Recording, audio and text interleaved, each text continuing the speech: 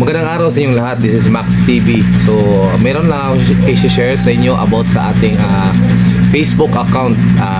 Nakakalungkot isipin, no? Kasi yung Facebook natin ngayon is may violation. Hindi ko alam kung anong violation yung binigay ni Facebook sa akin kasi walang nakalagay na status. So far, yung binigay sa akin na violation is about flag for behavior. So, kung sino man nakaka-encounter nito guys, sa alam ko, ito about regarding siguro to sa mga ating ginagawa na illegal activities like yung mga earnings natin, minamanipulate natin.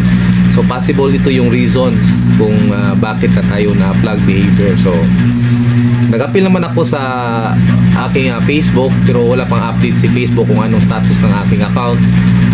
So far, ang alam ko 3 months, 90 days yung palugit ni Facebook, or ibabalik mo yung ating stream ads, or depende sa kanya, or hindi na ba magbabalik. So yung mga content creator guys, ito lang advice ko sa inyo, no? So possible kasi yung binigay sa akin na restriction, yung flag behavior is about to sa aking earnings. Kasi may GC po kasi kami na nagpapataas kami ng earnings every day. Ayan, nag-watch sa mga ads. So, bali, siguro yun isa yung reason. So, dapat na tayong matuto guys, no? So, kung pwede, mag-upload na tayo. Okay lang kahit maliit na earnings every day. Basta tuloy-tuloy lang yung ating earnings, no? So, hindi lang magkagagaya sa akin na na wala talaga yung ads ko. So nakakalungkot isipin kasi pinaghirapan ko yun na ilang buwan, no?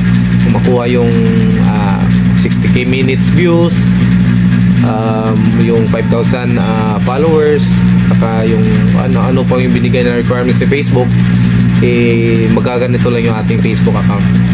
So, lesson learned na naman to sa atin. Possible na future, if ever mabalik man yun ni Facebook, siyempre na tayo, siyempre gagawa na tayo ng hindi labag sa palisiyan ni Facebook. So, yung iba na flag content dyan, possible sa earnings natin yan nakuha. Hindi natin nakuha sa video or original content. Kaya, binigyan tayo ng napakabigat na restriction ni Facebook. So I hope babalik naman siguro yung aking Facebook. Possible 3 months or hindi ko alam, pero sana babalik yung ating Facebook. So yun lang guys, i-share ko sa inyo kasi nag-appeal ako.